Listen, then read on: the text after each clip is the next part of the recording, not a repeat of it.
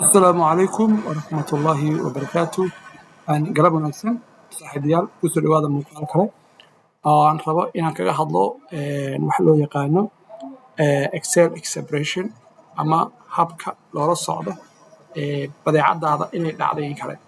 Saan la socono bakhaarku ama dukaanka waxaa yaala badeeco aad u fara badan taasoo yacni aad u dhib badan tahay in xabad loo tiriyo ama loo fiirsho waqtiga ay dhacayso. laga yaabo dad maanta waqti ku bixisaan bari haddana aadan dhowr bood ka baad waqti ku bixin karin duruufaha jira awgeed. Marka waxaan sameynay system yar oo aan ku sameynay Excelka. Systemkaas wuxuu noo saamaxayaa badeecadii bit by bit si automatically ah in aan kula socono teedii dhacday iyo teedii aan dhicin. Halkan waxaan ku qornay dukaanka ama bakhaarka badeecadii taalay magaceedii. Halkan waxaan ku qornay manufacturing date waan soo qaabshay date oo ah markii taariikhdii ay soo baxday badeecada. Expire date-na waxa weeye markii ay mataqaan badeecada markay dhacayso.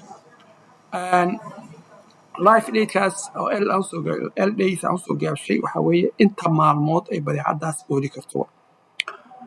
Saas oo kale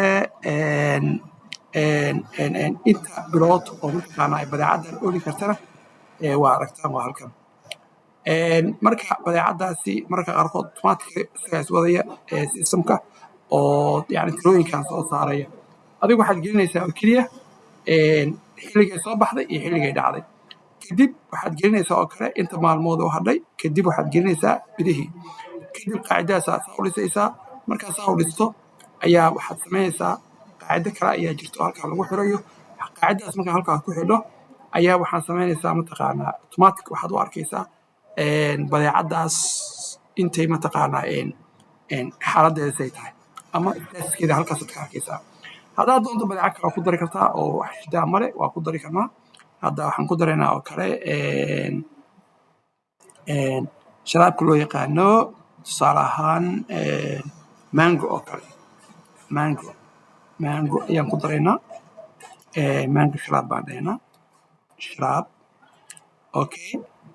dabcan taariikhdan oo kale iska soo qabso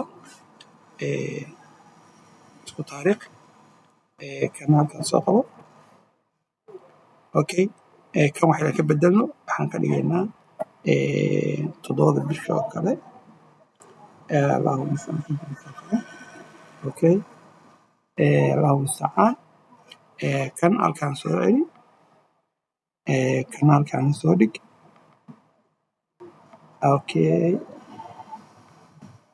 okay. markaysaa ma dhicin weli ayuu soo qoray okay.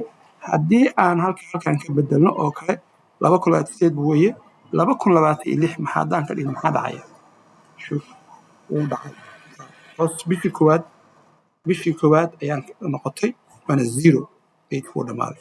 marka badeecadaadi ugu darsan kartaa insha allahu muuqaalkan oo aan maaragtay qaacidooyinkii iyo wixii aan gelin doono ayaan rabaa muuqaalkeena labaad inaan kusoo bandhigo. intaan muuqaalkaas muuqaal lamid ah la kulmayno waxaan kaga tegayaa sida ay nabadgelyo. waxaan idinka codsanaynaa insha allah in haddii kanaalku yahay marka ugu horreysa soo booqato inaad share noo saarto ama like noo saarto ama followna soo dhahdo.